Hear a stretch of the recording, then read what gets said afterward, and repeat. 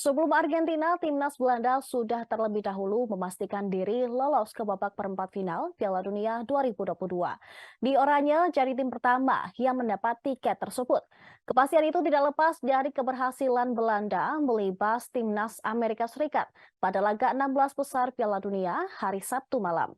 Bertanding di Khalifa International Stadium, timnas Belanda sukses menumbangkan Amerika Serikat 3-1. Tiga gol penentu kemenangan Belanda dicetak oleh Memphis Depay, Belly Blind, dan juga Denzel Humphries.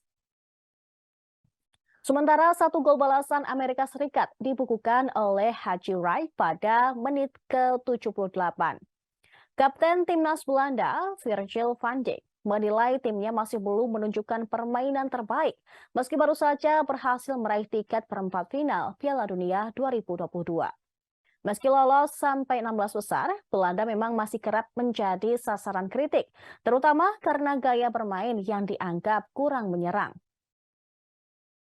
Formasi itu bertentangan dengan identitas timnas Belanda yang terkenal dengan skema 4-3-3 dan gaya bermain total football.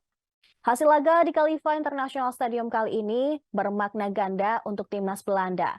Selain mengantar ke perempat final, kemenangan atas Amerika Serikat juga mempertajam rekor tidak terkalahkan Belanda. Asuhan Van Gaal menjadi 19 laga beruntun. Rincian dari rekor tim berjuluk The Oranye ini adalah 15 kemenangan dan 4 hasil imbang. Louis van Gaal sendiri juga sukses menjaga rekor tidak terkalahkan pertandingan waktu normal Piala Dunia bersama Belanda. Rekor unbeaten waktu normal Van Gaal di Piala Dunia kini mencapai 11 pertandingan.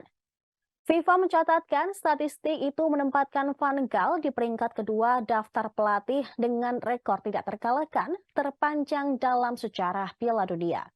Pelatih berusia 71 tahun itu hanya tertinggal satu laga dari legenda timnas Brasil, Luis Felipe Scolari, yang memimpin daftar tersebut. Selanjutnya, timnas Belanda akan menghadapi timnas Argentina pada perempat final Piala Dunia 2022. Terima kasih sudah nonton. Jangan lupa like, subscribe, dan share ya.